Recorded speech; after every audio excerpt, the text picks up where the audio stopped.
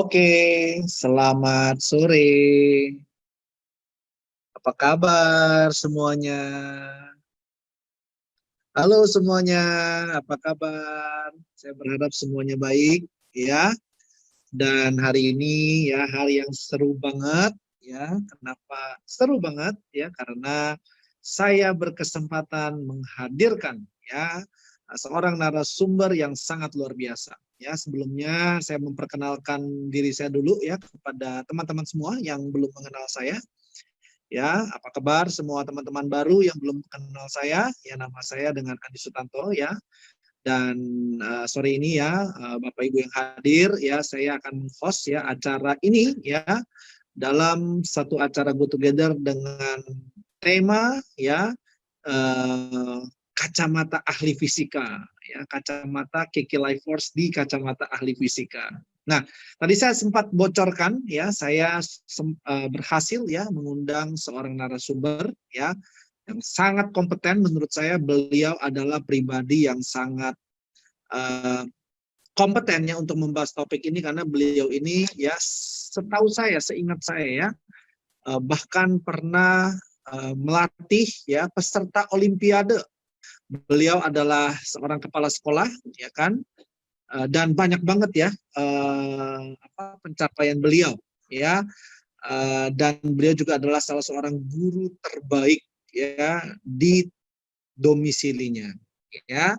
Nah, saya kenal beliau sudah sangat lama ya, dan setahu saya beliau juga sudah mencetak banyak sekali murid-murid yang sangat hebat di bidang fisika. Ya, nah kita mau sambut saja ahli fisika kita ya pada sore hari ini, Bapak Suryadi. Halo Pak Sur, apakah Halo Pak sudah Andi. ada di room kita? Sudah ya. Nah, ini beliau juga dikenal sebagai Bapak Boom ya, Mr. Boom. Halo Pak Sur, sudah Halo kedengaran Pak dengan Andi. jelas? Halo Oke. Pak Andi, jelas Pak Andi. Nah, senang Pak Sur bisa ngobrol sama Pak Sur ya di wall ini ya. Dan sore hari ini pastinya saya sudah nggak sabar ya, banyak banget pertanyaan yang pengen saya tanyakan sama Pak Sur. Nah, karena waktu saya nggak basa-basi lagi ya Pak Sur ya, nanti habis waktunya. Oke, siap Pak Andi. Pak Sur, saya mau tanya, ini harus apa adanya Pak Sur ya, harus jujur. Saya penasaran ya, sebenarnya ini kan kita mau bicara soal KK Life Force nih Pak Sur ya. Sebenarnya itu KK Life Force itu kan demonya spektakuler sekali ya Pak. Benar. Itu demonya itu sampai kalau kita cek pakai mikroskop darahnya jadi lancar, ya kan? Jalannya jadi bagus gitu ya. Habis itu yang kedua demonya itu kalau kita pegang handphone gitu ya, jadi lemah tubuh kita pakai KK Life Force jadi tetap kuat, ya kan? Bahkan yang paling ekstrim Pak Sur, ya kan? Bahkan melalui foto saja kita bisa transfer energi. Kan itu sangat spektakuler ya, melalui telepon. Ya, kita bisa hari ini transfer energi. Sebenarnya Pak, ini beneran atau sugesti atau apa Pak? Oke. Andi, saya salam dulu kepada teman-teman yang ada di sini. Silakan Pak, silakan Pak, silakan. Hari ini satu Indonesia hadir Pak. Oke, ya siap. Yang pertama bisa bergabung dengan N2000 dan kehormatan buat saya terundang oleh Pak Andi, dan ini merupakan satu kehormatan buat saya yang harus apresiasi sepenuhnya, dan sukses buat kita semua, sukses buat N2000. Siap, terima kasih Pak Sur. Oke, Pak Andi, terkait dengan KK Life Force, memang bahwa sesuatu yang belum bisa ditangkap dalam sebuah pemahaman yang kita dapatkan dalam keilmuan, maka kita selalu berpikir hal satu hal yang sifatnya mistik ataupun yang lainnya. Orang berpikir sesuatu yang belum bisa ditangkap dalam pemikirannya, maka itu adalah sesuatu yang susah untuk diterangkan, dan pada akhirnya mereka menyerah dengan kata yang namanya suatu hal yang tidak masuk akal. Namun sesungguhnya segala gejala alam yang ada dalam kehidupan kita itu adalah ada ilmunya, ada pengetahuannya. Kita saja yang hari ini belum sampai pengetahuan yang ada. Nah, dikhususkan pada sore hari ini kita bicara mengenai Kekalaiphos, Bapak Ibu semua. Mungkin saya akan mendefinisikan beberapa definisi, tetapi bisa memberikan gambaran yang lebih memudahkan Bapak Ibu. Bicara Kekalaiphos selalu yang Sorry Pak Sud, ini suaranya agak putus-putus. Boleh diulang Pak? Tadi kurang jelas, sedikit diulang. Oke, siap. Bicara khusus Kekalaiphos, itu bicara kita selalu menyampaikan kata-kata yang mungkin perlu saya definisikan, sehingga kata-kata ini ada beda satu dengan yang lain. Ya. Apa gelombang itu? Gelombang adalah getaran yang dirambatkan. Getaran yang dirambatkan disebut gelombang. Berikutnya yang namanya getaran. Apa getaran itu? Getaran itu adalah gerakan periodik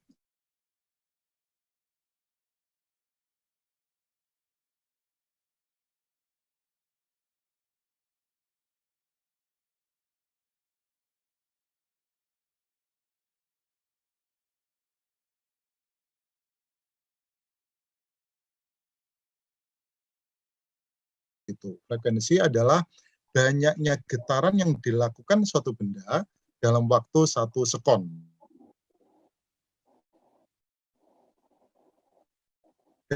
Dari sinilah kita, atau di dalam fisika modern, bicara frekuensi inilah bicara yang sangat luas sekali, yang sifatnya berupa frekuensi, yaitu tentang ada yang namanya remote control, ada yang namanya Bluetooth, ada yang namanya handphone. Bicara satu satu besaran yang namanya frekuensi. Nah, dalam hal inilah yang kita akan ungkapkan, di mana dalam kehidupan kita ini bicara frekuensi adalah bicara yang sangat luas sekali. Saya mau khususkan bicara mengenai frekuensi tubuh manusia. Bahwa manusia secara unsur terkecil yang boleh saya katakan, bahwa manusia itu terdiri dari vibration cell, sel yang bergetar. Akibat sel yang bergetar, maka manusia disebut benda berfrekuensi. Sehingga kita semua ini, Pak Andi, kalau kita berada dimanapun, kita ini benda berfrekuensi kita ini. Jadi manusia itu benda berfrekuensi. Berapa frekuensi tubuh manusia? Frekuensi tubuh manusia yang didapatkan dari vibration cell tadi senilai 2-12 Hz, yaitu frekuensi infrasonik atau frekuensi rendah. Hal ini bisa ditunjukkan manakala Bapak Ibu mungkin cerita-cerita zaman kecil kita dulu, kalau kita lagi dengar suaranya jangkrik begitu, kalau kita dekati lama-lama jangkrik itu akan berhenti karena dia bisa endus frekuensi kita. Dia bisa melihat atau mendengarkan atau merasakan frekuensi kita, karena frekuensi kita adalah infrasonik. Nah, karena tubuh kita itu adalah sebuah frekuensi atau benda berfrekuensi, kita berada dalam lingkungan yang bombardir frekuensi. Dari cahaya yang di depan kita ini frekuensi, laptop kita frekuensi, handphone kita frekuensi, suara itu frekuensi, lampu kita frekuensi, ada warna-warna di dalam ruangan kita frekuensi, maka semua benda di sekitar kita ini frekuensi. Saat frekuensi satu dengan frekuensi lain berada di dalam satu area, maka ada frekuensi yang dominan, ada frekuensi yang menjadi kalah. Ingat, tubuh kita adalah frekuensi rendah. Maka yang terjadi adalah vibration cell kita tadi atau frekuensi yang ada dalam tubuh kita akan tertumpangi oleh frekuensi-frekuensi dari luaran yang mereka bombardir kepada kita. Kita memiliki frekuensi 2-12 Hz. Handphone kita sudah megahertz. Laptop kita sudah megahertz. lampu itu sudah ratusan hertz. Maka yang terjadi adalah tubuh kita akan terganggu secara frekuensi yang mengakibatkan vibration sel kita tidak akan sempurna bergetar. Jadi sebenarnya sebentar, Pak. Jadi Bapak mengatakan ini adalah keilmuan ya Pak ya, bukan sugesti ya Pak ya. Oh, enggak, keilmuan, sangat keilmuan. Oke, ya. Jadi ini masalah getaran, gelombang, dan frekuensi Pak, silakan. Siap. Nah, maka karena tubuh kita memiliki frekuensi tadi, frekuensi ini akan terganggu saat berada dalam frekuensi yang lain. Contoh paling mudah, saat Pak Andi mungkin melaksanakan tidur di malam hari ya. Malam hari Pak Andi tidur ya? Masih Pak, masih tidur. Oh, iya. Bapak gimana? Kalau Bapak tidur Pak? Saya juga tidur Pak Andi. Oke, berarti kita kalau sama, malam ya? hari kita tidur Pak Andi, maka coba bedakan Pak Andi.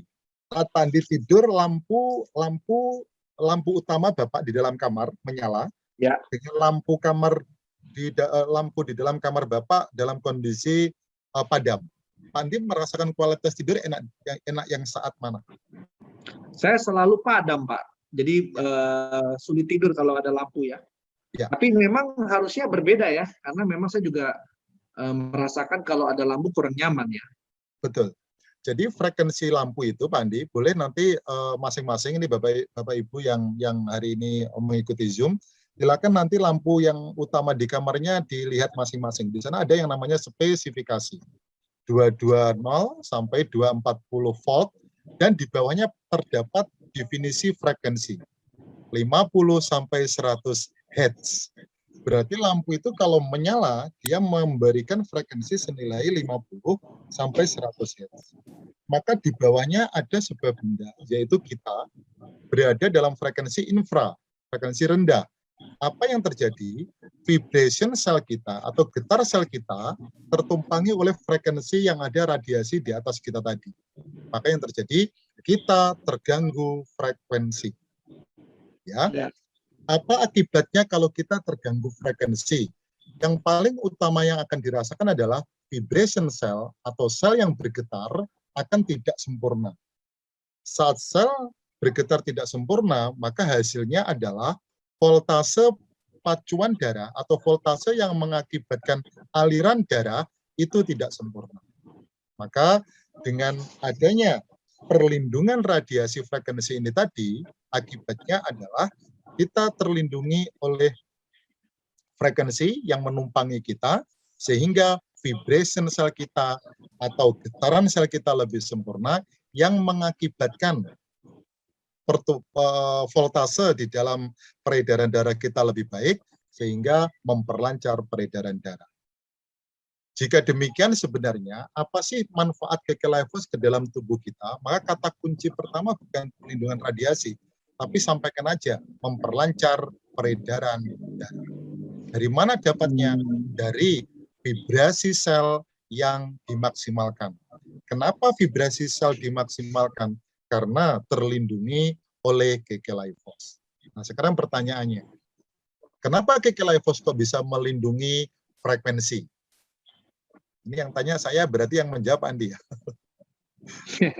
Soalnya sebelum saya mau tanya, Bapak sudah cerita. Jadi saya senang sekali. Bagaimana, Oke, silakan, Pak. Bagaimana prosesnya kekelifos itu bisa melindungi frekuensi? Bapak Ibu semua, selama ini sering disampaikan kekelifos adalah satu benda yang terbuat dari serat karbon yang di dalamnya tertanamkan energi skalar. Ya.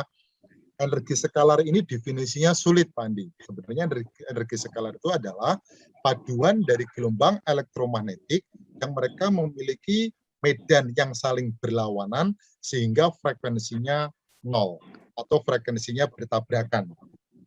Jika demikian, Pak, boleh diulang Pak yang tentang skalar, Pak? Oke. Boleh diulang tentang energi skalar tadi? Ini kayaknya butuh perhatian khusus ya, Bapak Ibu juga boleh memberi perhatian khusus tentang energi skalar ini. Silakan Pak. Oke. Energi skalar tidak bicara mengenai radiasi. Maka akan salah kalau kita sampaikan radiasi energi skalar salah, frekuensi energi skalar salah, atau frekuensi skalar salah. Jadi energi skalar itu satu kesatuan. Didapat dari manakah energi skalar itu? energi skalar merupakan paduan frekuensi dari medan yang saling bertolak belakang atau berlawanan. Medan gelombang elektromagnetik. Ini saya terangkan lagi. Apa sih gelombang elektromagnetik? Gelombang elektromagnetik adalah paduan dari dua gelombang, yaitu elektro dan magnetik. Elektro berarti listrik, magnetik berarti magnet. Jadi gelombang elektromagnetik adalah gelombang paduan dua medan magnet dan listrik. Nah, untuk untuk energi skalar, gelombang elektromagnetik ini memiliki arah rambatan yang saling bertolakan atau berlawanan, sehingga mereka memiliki frekuensi 0. Akibatnya apa? Kalau kita memiliki benda yang berada di dalam energi skalar, maka benda tersebut mampu menjadi ground, Pak Andi. Jadi kesimpulan saya yang paling mudah adalah menjadi ground. Apa menjadi ground itu artinya adanya frekuensi-frekuensi dari luar tadi, saat dia berada di dalam kalung kita, maka frekuensi itu akan terserap atau terground di dalam kalung kita ini. Sehingga perlindungannya ke dalam tubuh kita, vibration sel kita akan maksimal akibat frekuensi itu berhenti di dalam energi skalar yang kita miliki di kalung Kekelafos ini. Jadi boleh dibilang sebenarnya energi skalar itu meredam frekuensi dari luar ya Pak ya? Iya, yang mereka tidak resonan dengan tubuh kita. Mereka tidak di dalam satu frekuensi yang sama dengan tubuh kita. Jadi ibaratnya kalung Kekelafos ini sebagai peredam, dia hari ini melihat frekuensi-frekuensi yang datang dalam tubuh kita, dan dia akan menahan dari frekuensi yang tidak baik tadi. Contoh, Pak Andi tidur di bawah lampu yang terik tadi. Saat tidak pakai Kekelafos, maka frekuensi 100 Hz akan mengganggu daripada frekuensi tubuh kita, vibration sel tadi. Sehingga vibrasi sel kita akan tidak maksimal. Begitu Pak Andi pakai Kekelafos, maka frekuensi 100 tadi akan teredam di dalam kalung kita ini. Dari energi skalarnya tadi. Berarti energi skalar itu Pak, dia apakah dia getarannya juga 2 sampai 12 Hz atau dia hanya meredam? Dia hanya meredam, Pak Andi. Dia tidak berfrekuensi. Energi skalar tidak berfrekuensi. Apakah dia meredam frekuensi tubuh kita juga, Pak? Oh, tidak. Jadi energi skalar ini sebenarnya pada saat digunakan oleh si pemakai, maka energi ini akan memberikan frekuensi yang sama, dia akan mengendalikan frekuensi yang berkesetaraan dengan frekuensi tubuh kita. Nah, kalau misalnya kita khususkan dengan tubuh kita, saya dulu menyampaikan kepada rekan-rekan yang ada di tim saya bahwa supaya memudahkan kalimatnya adalah saya menyampaikan bahwa serat karbon ini anggap saja memiliki frekuensi setara dengan tubuh kita. Dia tertanamkan pada frekuensi 2 sampai 12 Hz. Sehingga dia seperti memfilter. Dia frekuensi yang 2 sampai 12 Hz itu tidak mengganggu tubuh kita. Yang di atas dari itu dia akan redam, bahkan akan tolak dalam tubuh kita. Tujuan utamanya adalah supaya getar sel kita menjadi lebih sempurna. Dan ini merupakan teknologi terbaru, sekarang energi skalar lagi dikembangkan karena memang konsep kesehatan terbaru untuk peredaman frekuensi yang bombardir di sekitar kita ini. Oke, jadi Pak Sur lebih setuju apabila kita sebut energi skalar ini melancarkan aliran darah dibanding anti radiasi, Pak? Iya, karena kebutuhan tubuh kita ini sebenarnya kan kebutuhan untuk memperlancar peredaran darah, Pak. Makanya kalau kita menyimpulkan bahwa orang menggunakan Kekelafos, maka dia akan semakin lebih sehat, dia akan semakin tercukupi nutrisi, itu salah besar. Ya, dia hanyalah perlindungan secara mekanik. Perlindungan. Kan Pak Sur juga sempat sebut kalau kita pakai Kekelafos, energi skalar itu kan meredam frekuensi dari luar. Artinya kan sebenarnya kan dia melindungi tubuh kita dari frekuensi yang tidak bersahabat dengan tubuh kita kan? Tidak resonan, ya, tidak resonansi. Iya. Ya. Artinya sebenarnya dia juga melindungi tubuh kita dari radiasi, Pak. Iya. Fungsi daripada energi skalar demikian. Hasilnya adalah vibration sel kita akan lebih baik. Vibrasi sel yang baik tadi memperlancarlah peredaran darah.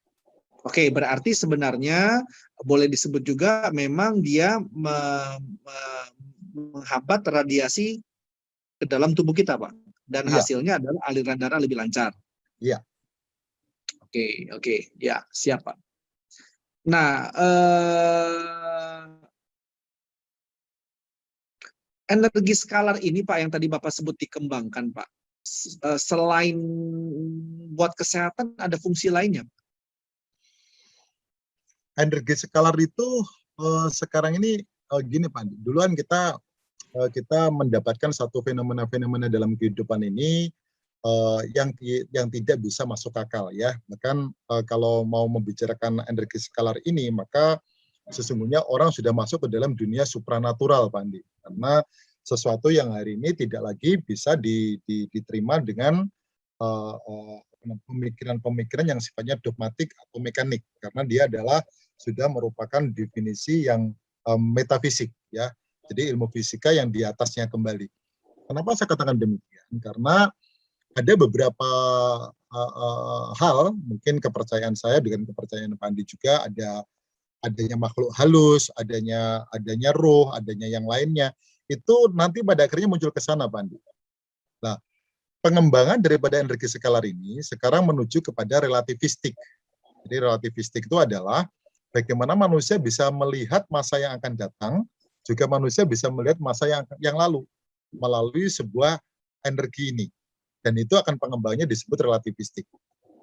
Nah, pengembangan ini nanti akan muncul di dalam kehidupan kita, dan itu sudah bukan lagi hal yang aneh karena memang teknologi luar biasa. Sekarang teknologi dikembangkan dengan beberapa hal yang kadang-kadang kita sudah tidak masuk akal, walaupun semakin hari kita sudah mampu menerimanya. Mobil sekarang tanpa sopir, ada sensing, rem sekarang nggak usah ngerem karena memang mobil itu dikondisikan bagaimana variasi energinya bisa atau radiasinya bisa berbunyi di sana. Sekarang listrik tidak lagi matikan di saklarnya di kamar, tapi Pak Andi punya rumah di mana matikan dari sini juga bisa. Itu semua adalah bagian-bagian daripada teknologi yang memanfaatkan perkembangan-perkembangan. Kalau Pak Andi bertanya energi skalar nanti pengembangannya kemana, Pak Surya? Ya, mungkin pengembangannya kepada dunia-dunia yang hari ini nggak kita ketahui, ya, adanya hal-hal yang tidak masuk akal kadang-kadang, dan itu sudah mulai akan kita lihat. Jadi sebenarnya wajar saja kalau kita pakai KK Life Force itu bisa ditransfer gitu, Pak, ya, melalui gelombang telepon gitu ya, Pak. Itu sangat wajar ya. Jadi kalau demikian tadi gini, Pak Andi, akhirnya kesimpulan saya untuk mempermudah dalam bahasa kita KK Life Force. KK Life Force ini adalah serat karbon yang di belakang dari KK Life Force ini terdapat serat karbon. Dia tertanamkan energi skalar. Saya menganggapnya energi skalar yang tertanamkan itu perlindungan pada frekuensi 2-12 Hz. Maka Pak Andi tadi menanyakan, Pak Sur, kalau orang punya foto dengan orangnya didemonstrasikan, dia kok bisa memperoleh apa namanya perlindungannya, Pak Andi, ya? Betul. Nah, itu sama dengan ini, Pak Andi. Dulu kalau ini kita sedikit bicara mengenai mistik, Pak Andi, ya. Dulu kalau orang mistik itu dia akan memperlakukan seseorang, maka yang dibutuhkannya apa, Pak Andi? Jarum. Foto. Foto. Iya. Ya, maksudnya foto dengan jarum, Pak. Saya mau mencintai Pak Andi, ya. Ya. Maka fotonya Pak Andi ada. Nah, ini yang boleh kita simpulkan. Foto dengan yang punya foto, mereka memiliki frekuensi yang sama, Pak Andi. Foto dengan yang punya foto itu memiliki frekuensi yang sama. Maka sekarang scan wajah itu kan dari foto scan wajah itu frekuensinya sama. Saat frekuensi sama, mereka akan menyampaikan itu oke. Jadi foto dengan yang punya foto, mereka memiliki frekuensi yang sama. Dalam kalimat frekuensi yang sama, maka saat foto itu terlindungi radiasi oleh gelombang elektromagnetik, oleh gelombang bombardir tadi, maka yang punya foto terlindungi juga. Oke, terima kasih, Pak. Memang kalau Bapak yang presentasi, saya sulit bertanya, Pak, ya. Karena memang Yang saya tahu tidak sejauh itu ya. Makanya saya sulit sekali bertanya dan Bapak sudah menjelaskannya dengan sangat baik sekali ya. Tadinya saya berpikir, wah ini pasti saya akan memberikan pertanyaan-pertanyaan yang sulit buat Pak Sur ya. Jadi saya nggak mau beritahu, saya tidak mau kasih tahu apa pertanyaannya ya. Karena saya Saya berpikir tanya, pertanyaan saya akan sulit gitu ya. Tapi ternyata tidak sulit buat Pak Sur ya. Memang nggak saya, salah yang mengundang Pak Sur ya. saya tanya Pak Andi nggak diberitahu tadi ya. Iya, karena gini Pak, memang saya berharapnya adalah gini, kan kita sebelum meyakinkan orang lain, kita harus bisa meyakinkan diri kita terlebih dahulu. Jadi saya berharapnya ini waktu saya bertanya kepada Pak Sur ini bukan sebuah settingan ya. Memang saya juga pengen tahu secara ilmiahnya proses kerja detailnya seperti apa. Jadi saya tidak mau ada persiapan dan sebagainya supaya waktu nanti kita diskusi ya memang saya mau tahu yang sejujur-jujurnya gitu loh Pak, ya kan Ya, cara kerja ilmiahnya bagaimana gitu. Dan dari awal tadi untuk Pak Sur menjelaskan sampai saya nggak punya, saya sampai nggak bisa bertanya lagi Pak, karena semuanya sudah Bapak jelaskan tadi ya, semuanya sudah sangat detail sekali. Oke, thank you banget ya Pak Sur dari penjelasan tadi ya. Ternyata rencana saya tidak terjadi ya. Rencana saya ini bakal banyak pertanyaan yang mungkin kritikal dan eh, apa namanya bisa diskusi panas gitu ya. Tetapi ternyata semua yang tadi Pak Sur jelaskan sudah menjelaskan semua yang mau saya tanyakan. Nah, mungkin pertanyaan saya berikutnya Pak ya, ini karena tentang KK Life Force sudah sangat jelas. Mungkin pertanyaan saya berikutnya gini Pak, kan di luar sana itu kan ada juga produk-produk serupa ya, saya tidak bilang sama, menggunakan uh, teknologi yang berbeda ya, seperti magnet ya, ada juga yang menggunakan ion. Nah, bagaimana menurut Pak Sur ya perbandingannya dibandingkan dengan magnet dan ion ini? Oke, thank you Pak Andi.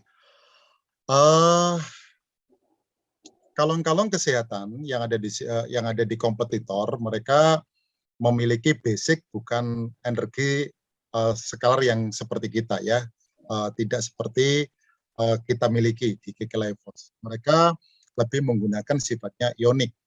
Ya, ini materi kembali Pak Andi, bahwa bagian terkecil dari suatu benda selama ini kita katakan atom, ya, atomos.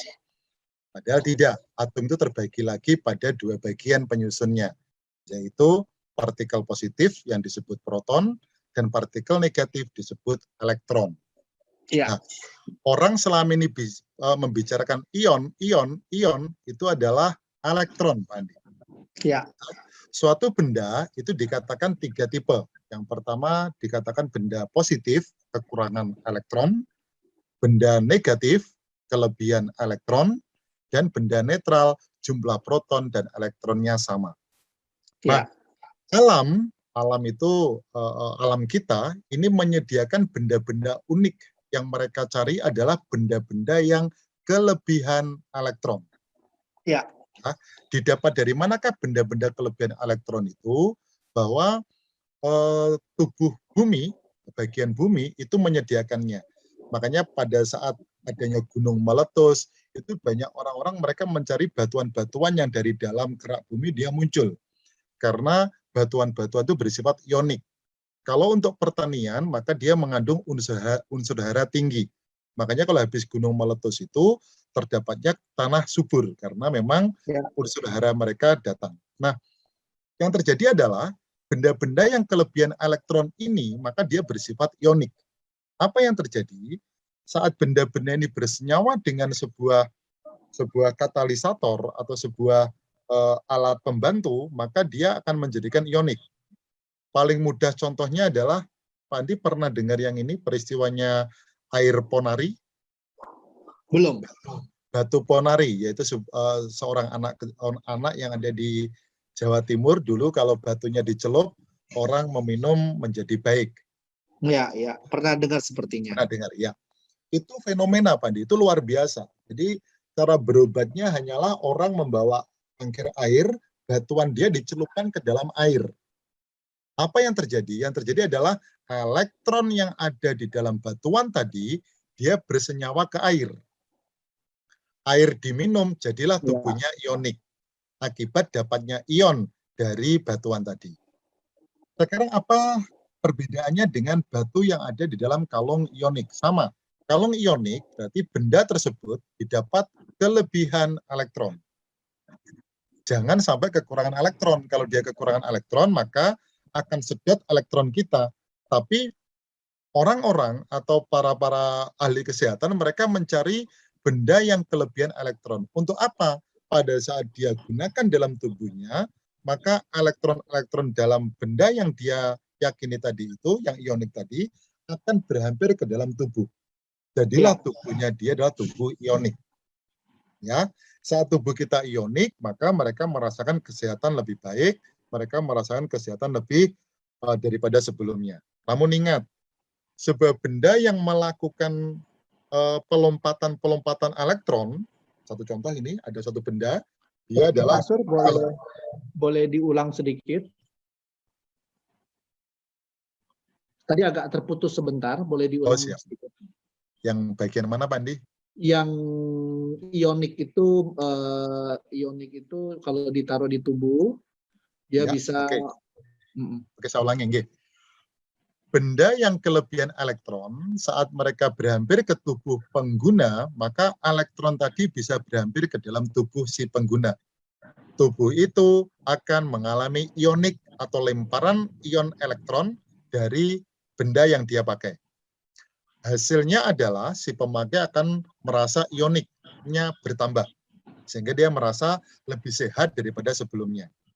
Namun yang terjadi adalah ionik benda yang dia miliki tadi dalam kelebihan elektron, lama-lama kesenyawaannya elektron tadi akan mengurangi ion yang ada dalam benda. Lama-lama bendanya akan bersifat netral. Maka contoh paling mudah itu adalah batuan ponari ini. Dulunya batuan itu kalau tercelup ke dalam air, senyawa airnya luar biasa untuk menjadi air yang ionik. Tapi lama-kelamaan sampai sekarang batuan dia mungkin sudah menjadi batuan yang netral. Tak ubahnya seperti batu kali dan batu-batu yang lainnya. Jadi sifat daripada ionik dengan kita penangkal radiasi berbeda, Pak Andi. Sehingga kalau Bapak Ibu mengetahui benda-benda yang bersifat ionik atau kalung-kalung ionik, kalung-kalung ion itu akan memiliki masa atau periode waktu tertentu untuk expired, karena elektron yang terkandung di dalam benda ini saat dia berhampir atau senyawa ke dalam tubuh, lama-lama elektronnya akan netral, memiliki jumlah yang sama dengan protonnya. Tapi kalau energi skalar itu tidak berkurang ya Pak ya? Energi skalar itu adalah energi gelombang elektromagnetik. Berkurangnya sebenarnya bukan dalam berkurangnya, Pak. Berkurangnya itu karena dia bertempel kepada serat karbon. Serat karbon itu adalah polimer kimia, jadi energi skalar ditanamkannya atau ditempatkannya ke dalam serat karbon. Kenapa dipilih serat karbon? Karena serat karbon adalah polimer kimia terkuat saat ini, dia penyimpan data terbaik. Sehingga serat karbon kalau kita ikuti, dia memiliki waktu paruh. Waktu paruh itu waktu peluruhan untuk fungsinya menjadi separuh, itu butuh 150 tahun, Pak. Wow, 150 tahun, mantap. Itu fungsinya baru separuhnya, Pak Andi. Namanya waktu paruh namanya. Berarti kalau manusia ya nggak usah khawatir lah ya, karena jarang yang bisa hidup 150 tahun ya Pak ya. Ya demikian, Pak Andi. Kalau Pak kan sudah cukup lama juga menempel di, atau Pak Andi berganti-ganti terus kalungnya? Kalau saya enggak, saya lagi suka yang biru Pak. Ini yang Swarovski ya. Saya sangat suka dengan yang warna biru. Ini yang kelihatannya modis Pak ya, buat saya. Ya. Kalung saya yang terbaru diberi Nyonya kemarin, Pak Andi. Wow, ini hadiah untuk jadi narasumber Pak di acara ini ya. Terima kasih loh Bu Sri sudah mewakili saya Pak. Tapi yang terima kasih kembali ini adalah rantainya Pak Andi. Ini dari Pak Andi nih rantainya. Wih, untung ada sedikit unsur dari saya Pak ya. Jadi senyawa dengan KK Life Force ya. Ini karena bicara karena bicara dengan pakar fisika, saya juga harus sedikit menggunakan bahasa fisika ya, senyawa. Ya, jadi kalung dari saya, senyawa dengan leontin dari Bu Sri. Oke. Kalau magnet bagaimana Pak? Apakah magnet cara kerjanya bersaing Pak dengan energi skalar ini? Oke. Magnet itu membawa medan namanya medan magnet. Kalau gelombang elektromagnetik membawa dua medan, yaitu medan listrik, dan magnetik, dan magnet. Jadi kalau magnet itu membawa satu medan namanya medan magnet, tapi kalau gelombang elektromagnetik membawa dua medan, yaitu medan listrik dan medan magnet. Sehingga apakah keduanya berbeda? Pasti berbeda, yaitu jangkauan daripada energinya akan besar elektromagnetik. Dia bisa menembus dalam segala keadaan. Medan magnet nggak bisa dihampirkan. Tapi kalau kita ini bisa dihampirkan melalui frekuensi. Karena kita gelombang elektromagnetik. Jadi nggak ada. Kalau kalung magnet itu akan diradiasikan melalui handphone, nggak bisa. Karena tidak sinkron dari keduanya. Nah, apa fungsi medan magnet? Medan magnet itu fungsinya adalah memperingan medium. Ini apalagi memperingan medium. Memperingan medium itu adalah secara mekanik dia diperingan. Jadi saat, contoh begini Pak, contoh kita punya di dalam tubuh kita itu vibration cell, sel yang bergetar. Begitu Anda pakai magnet atau magnetik, yang terjadi adalah medium tubuh Anda diperingan. Jadi getaran sel tadi bergetar lebih baik karena ada medium yang diperingan. Tapi masalahnya, keseimbangan tubuh kita kan nggak hanya medium saja, tapi kita butuh nutrisi. Maka pemaksaan gerakannya benda ini sesungguhnya tidak sesuai dengan keadaan nyata. Contoh begini, Pak Andi angkat batu di udara ini nggak kuat. Tapi saat Pak Andi berada di dalam air, mengangkat batunya kuat. Kenapa? Karena ada medium yang membantu yang namanya air. Itulah fungsinya medan magnet. Medan magnet itu sebenarnya jantung kita sudah nggak bisa bergerak. Tetapi karena mediumnya diperingan, maka jantungnya bergerak. Nah, itu fungsi medan magnet. Nah, medan magnet itu memperingan medium. Namun, tidak seluruh dalam tubuh kita semuanya itu adalah keadaan organ yang bergerak. Maka yang terjadi adalah medan yang diperingan tadi, pompaannya atau getarannya saat tidak diimbangi daripada yang lainnya, maka justru akan menjadi problem pada kesehatan. Luar biasa. Terima kasih sekali Pak Sur ya buat penjelasannya yang sangat detail, dan sebenarnya saya masih ada beberapa pertanyaan. Tetapi karena waktu Pak, jadi saya tidak akan menanyakan lagi. Saya akan juga memberi kesempatan ya Pak ya kepada para peserta yang hari ini hadir gitu ya, untuk menyalurkan pertanyaan mereka Pak. Ya, jadi ada pertanyaan dari para peserta Pak ya, berapa persen Pak kalung KK itu melindungi diri kita dari pengaruh radiasi handphone Pak? Jadi pertanyaannya dalam bentuk persentase, Pak. Bapak Ibu, secara energi skalar, KK Lifeforce ini melindungi radiasi, maka perlindungan radiasi ini ada batasan yang harus kita gunakan ya. Artinya demikian, bahwa mereka mampu melindungi handphone kita. Bukan berarti kita menggunakan handphone itu sehari penuh dan itu menjadikan kesehatan memang tidak lebih baik ya, karena coba boleh kita perhatikan kalung kita ada di mana. Kalung kita ada di dada kita ya, sementara handphone kita berada di mana? Handphone kita berada di sangat dekat dengan pangkal daripada otak kita ya. Artinya radiasi ini tidak boleh menjadikan saya pakai KK Lifeforce saja maka saya over menggunakan handphone. Maka kalau Ibu menanyakan persentase, maka pertanyaan dikembalikan, berapa lama persentase Ibu menggunakan handphone? Kalau Ibu sesekali, handphone itu hanyalah digunakan untuk komunikasi dan kebutuhan yang hari ini memang Anda lakukan, maka perlindungannya akan maksimal. Persentase nggak bisa memberikan dampaknya, Pak Andi. Tetapi kalau boleh saya katakan bahwa tubuh kita akan merasa lebih baik vibration cell-nya atau sel bergetarnya di saat Ibu menggunakan KK Lifeforce dan radiasi handphone tadi akan terkendali. Oke, thank you Pak Sur. Ya, saya rasa sudah terjawab. Ini ada pertanyaan berikutnya lagi Pak Sur. Ini kenapa pada saat pakai Kiki Life Force sepertinya tenaganya nambah Pak? Sepertinya, boleh diulang Pak Andi? Jadi pada saat memakai Kiki Life Force energinya nambah. Cara kerjanya bagaimana Pak? Dan juga di pertanyaan berikutnya, kenapa saat pakai Kiki Life Force nyeri gigi itu bisa hilang? Oke. Begini Pak Andi. Nyeri sendi juga hilang. Sebenarnya, Apa hubungannya, Pak? ya, sebenarnya permasalahan kita ini nyeri gigi hilang, energi kita bertambah, itu akibat dampak dari sirkulasi darah membaik Pak. Oh, jadi itu sebenarnya turunan dari hasil aliran darah yang lancar ya Pak ya? Ya, makanya saya masih ingat Pak Andi waktu mendemokan Kiki Life Force itu, mereka-mereka yang masih dalam gejala stroke ya, gejala ringan stroke itu, bisa dia disuruh mengangkat satu bahu begitu, mereka dalam batasan tertentu. Tapi begitu dia menggunakan Kiki Life Force, maka angkatannya atau apa namanya, lenturannya akan semakin lebih baik. Itu karena sirkulasi darah. Makanya kenapa kunci utama Kiki Life Force itu adalah memperlancar peredaran darah.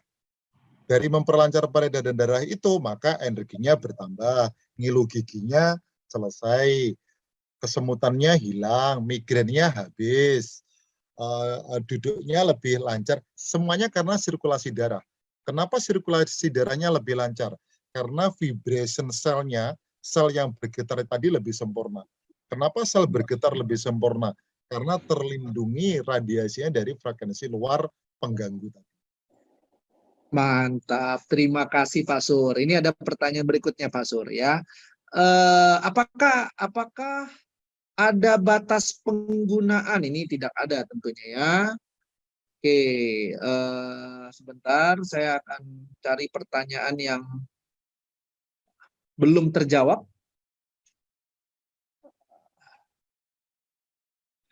Ini ada pertanyaan dari Bapak atau Ibu, saya tidak tahu ya, Suratin Leksono.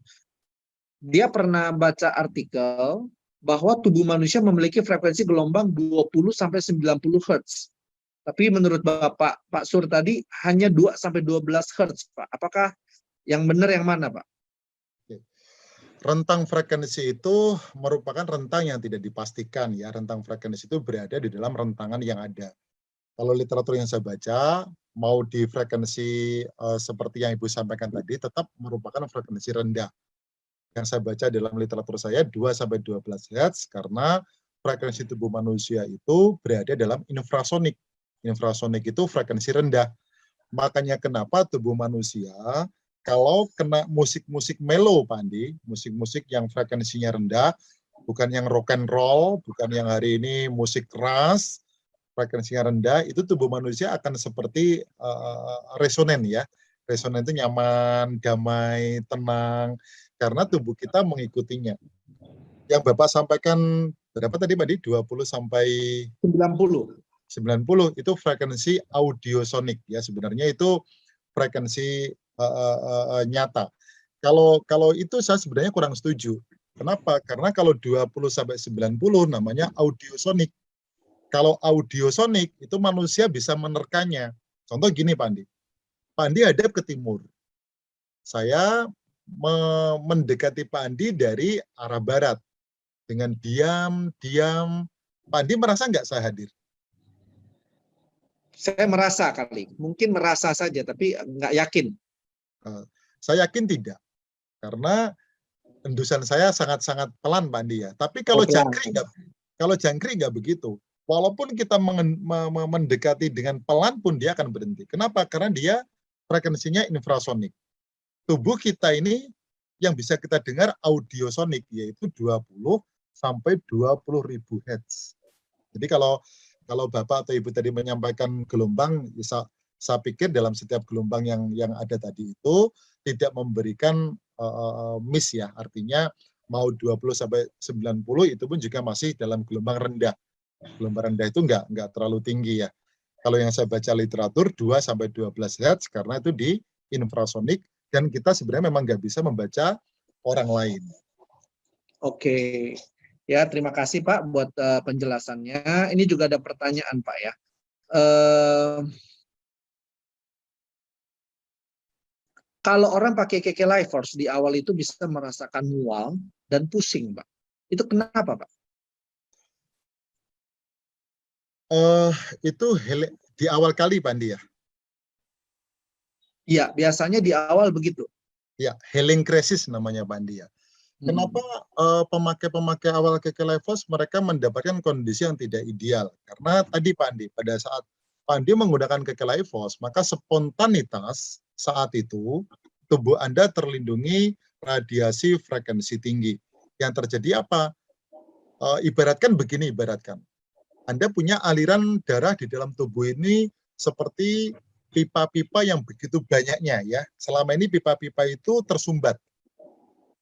Begitu Anda pakai KK Life Force, yang terjadi adalah ada dorongan air yang spontan ada. Apa yang terjadi? Yang terjadi aliran itu akan spontan membaik. Bagi orang-orang tertentu atas kesehatan yang dia miliki, maka reaksinya tidak akan mencolok ya. Tapi bagi orang-orang yang tidak di dalam kesehatan yang baik atau kesehatan yang cukup memenuhi, maka ini reaktifnya malah justru mereka merasakan mual, mereka merasakan pusing berkelebihan karena spontanitas terdapatnya penambahan vibration cell sehingga voltase darah tadi meningkat pompaannya. Ya, jadi kalau boleh saya sederhanakan, karena aliran darahnya lancar, Pak, akhirnya terasa mual, Pak ya, ataupun pusing tadi, Pak. Apakah demikian? Karena yang bersangkutan mendapatkan atau yang bersangkutan dapat dipastikan kesehatannya kurang baik, Pak Andi. Sehingga lebih tepatnya kata spontanitas, Pak Andi ya. Spontanitas inilah yang menjadikan bahwa koordinasi tubuhnya tidak seimbang. Karena ada yang terjadi secara spontan. Iya, spontanitasnya itu. Tapi kalau tubuh itu dalam kebaikan, spontanitas itu tetap akan menjadi lebih baik. Contoh kalau kita punya pipa-pipa di dalam pipa-pipa aliran ya. Kalau pipa-pipa aliran itu pipanya memang tidak buntu dan tidak dalam kondisi yang rusak, maka aliran air seberapapun dia akan tetap ngalir. Tetapi kalau pipa-pipa aliran dalam tubuh kita ini sudah kurang baik, maka spontanitas itu akan menjadi permasalahan. Tapi di awal, lama-lama kalau spontanitas tadi dilepas kembali, dipakai lagi, maka lama-lama kan adaptasi dari keadaan yang ada. Makanya sarannya kan pada saat healing crisis di awal kurang baik, lepas kalung, minum air yang banyak, setelah itu beberapa saat, 4 jam atau 5 jam kemudian, pakai kembali, masih kurang kuat, lepas lagi, dan seterusnya. Tapi kalau orang sehat pakai kalung, nggak ada reaksinya. Jadi sebenarnya kalau dia pakai lalu ada merasa healing crisis, artinya sebelumnya di dalam tubuh dia ada yang kurang normal ya Pak ya. Karena di sini juga ada pertanyaan pada saat pakai KK Life Force langsung berasa sakit, artinya lebih sebaiknya dilepaskan dulu Pak ya. Dilepas dulu, nanti beberapa saat, 4 jam kemudian pakai kembali, nggak kuat lepas lagi sampai tahanan tubuhnya lebih baik karena adaptasi akibat spontanitas tadi belum bisa diterima. Oke, ini ada pertanyaan lagi Pak. Apakah ada perbedaan KK Life Force yang serat karbonnya lebar dan yang lebih kecil, yang lebih besar dan lebih kecil, Pak? Kan ukuran KK Life Force ini kan ada yang lebih besar, ada yang lebih kecil. Ya, serat karbon tentunya itu adalah rahasia perusahaan ya, itu besar atau kecil. Kalau menurut saya seratnya kecil itu lebih baik karena penyimpanan datanya akan lebih kuat. Tapi kalau ternyata mungkin perusahaan punya teknologi berikutnya, ya, yang saya bisa pahami adalah serat karbon polimer kimia penyimpan data yang baik gitu aja. Oke, jadi kalau begitu menurut Pak Sur yang kecil lebih mantap begitu. Kalau dari sisi Pak Sur. Seratnya Pak Andi, kalau besar maksudnya Pak Andi itu luasnya. Luasnya. Oh, ya. Kalau luasnya lebih besar ya lebih baik. Lebih besar lebih baik. Iya. Oke. Ya, itu sudah menjawab ya. Nah, ini ada pertanyaan lagi. Kenapa Pak pada saat pakai KK Life Force itu sering keringatan? Ya, ini ada pertanyaan, sering keringatan atau panas? Sebenarnya pertanyaannya ini kembali ke dalam jawaban semula tadi, Pak Andi. Ya. Pada saat spontanitas terjadi dalam tubuh kita ini, maka koordinasi tubuh itu, kalau mereka dalam kondisi yang ideal, artinya tubuhnya tidak cukup bermasalah, maka koordinasi itu akan menjadi biasa saja.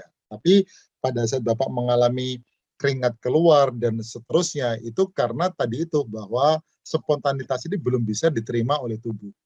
Lama-kelamaan pada saat Bapak sudah menggunakan Kelaiphos, itu akan menjadi satu koordinasi dalam tubuh yang lebih baik.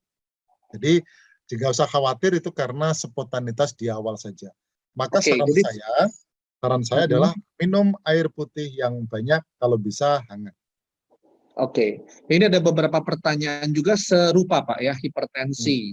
Lalu pakai Kelaiphos seperti vertigo. Saya rasa jawabannya sama Pak ya. Iya. Dengan yang sebelumnya ya kan. Lalu ada yang terjadi healing crisis, pada umumnya jawabannya saya rasa sama ya Bapak Ibu ya. Jadi saya tidak akan tanyakan kembali. Nah, ini ada pertanyaan, nafsu ini saya asumsikan nafsu makan ya. Jadi ada yang bertanya, kenapa ada yang nafsu makannya turun, ada yang nafsu makannya naik setelah pakai Kelaiphos, Pak? Apa jawabannya sama juga seperti tadi? Andi, jadi begini, begitu seseorang menggunakan Kelaiphos, maka seketika di saat itu dia terlindungi dari radiasi frekuensi tinggi. Maka yang terjadi di saat itu, vibration selnya meningkat dan pada akhirnya secara spontan itu memberikan reaktif ke dalam tubuh. Reaktifnya orang di tubuh seseorang itu berbeda-beda. Ya. Tergantung koordinasi tubuhnya, di mana ketidakidealan yang ada. Ya. Saat mereka mengalami penggumpalan di daerah kepala, ya mungkin migrainnya yang tumbuh. Dia mengalami kesemutan di kaki, ya mungkin reaksi itu yang akan dia lakukan. Makanya sebenarnya konsep tunggalnya adalah reaksi spontan ini akan diterima oleh si pemakai di tempat yang dia mengalami kondisi yang tidak ideal koordinasi tubuhnya. Makanya saran saya, saat si pemakai Kelaiphos ini mengalami healing crisis, bersyukurlah. Karena di saat itu, Anda seperti dibukakan bahwa ada kondisi organ yang tidak ideal dalam tubuh Anda. Ya. Coba kalau Bapak Ibu nggak percaya, pakaikan aja Kelaiphos kepada putra-putri Bapak Ibu. Nggak akan ada reaksi apa-apa kok. Iya. Iya, maka hati saya tambah kesemutan, hipertensi tambah naik, dan seterusnya. Percayalah, itu karena spontanitas yang terjadi di healing crisis atau di awal keadaan. Maka lepaskan kalung, berangsur minum yang banyak, berangsur waktu, pakai kembali, pasti terasa lagi, lepas lagi, minum air putih yang banyak, pakai lagi, sampai kekuatan tubuh Bapak Ibu terkoordinasi dengan baik. Nah, para distributor biasanya nggak sabar di sini, Pak Andi. Pada saat dia hari ini mengalami healing crisis, makanya kalau distributor kami saya ajari, apa tambah pusing ya, maka jawabannya tunggal aja. Syukur alhamdulillah ya, itu berarti baik dalam tubuh Bapak Ibu untuk mengawali kebaikan dalam tubuh. Jadi harus kita sampaikan kebaikannya. Bersyukurlah itu ditunjukkan. Oke, thank you Pak Sur. Nah, ini ada pertanyaan yang terakhir ya Pak ya, karena waktu yang terbatas. Ini ada pertanyaan gini, kalau pakai ring, apakah aman buat Kelaiphos? Karena kan ada produk yang dari magnet tidak boleh pakai ring ya Pak, setahu saya. Untuk orang yang sudah pakai ring. Nah, kalau kita Kelaiphos bagaimana? Oke. Bapak Ibu, Kelaiphos itu memperlancar peredaran darah. Dia memberikan pendampingan secara mekanik, ya, seperti kalau mobil, Kelaiphos itu adalah berada di dalam unsur mekaniknya. Shock breaker-nya bagus, bannya bagus, itu Kelaiphos. Tapi tetap kita harus berbahan bakar yang bagus. Jadi kalau orang menggunakan ring, dikhawatirkan bahwa penggumpalan darahnya dia masih dimiliki. Memang vibration selnya bagus, tetapi karena pada saat dia pompa darahnya itu maksimal, sementara darahnya dia kental, ya problem di ringnya. Jadi sebaiknya pada saat Anda menggunakan Kelaiphos ini, pastikan bahwa Anda yang sudah mengalami ring ini, bahwa darah Anda tidak di dalam kondisi bermasalah, utamanya kekentalan darah Anda terjaga baik. Makanya KK Lifehouse perlindungan secara mekanik secara luar, maka dalamnya juga harus dibantu oleh produk-produk yang bisa memberikan kebaikan buat kesehatan tubuh. Utamanya kekentalan darah si pasien ini harus terjaga dengan baik. Oke, Pak, ini mohon minta satu kesempatan lagi untuk bertanya karena saya juga penasaran, Pak.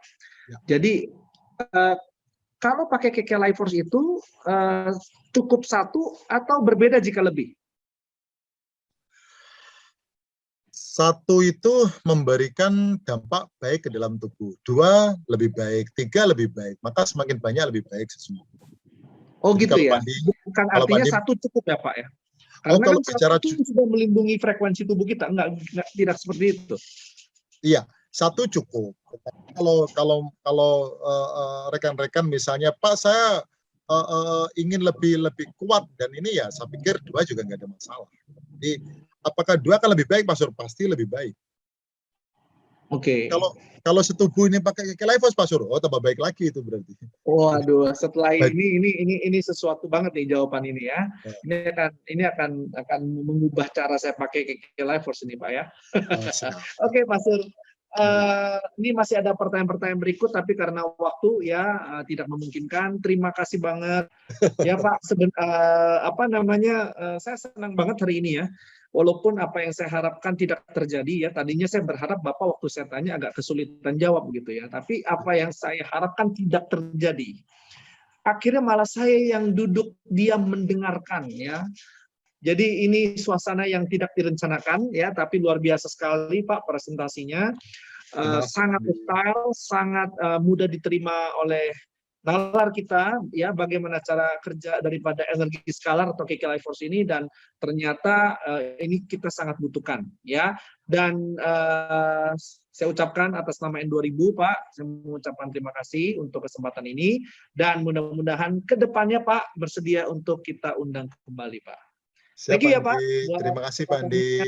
Ya, terima kasih Bapak Ibu semua atas kesempatannya. Saya kira assalamualaikum warahmatullahi wabarakatuh.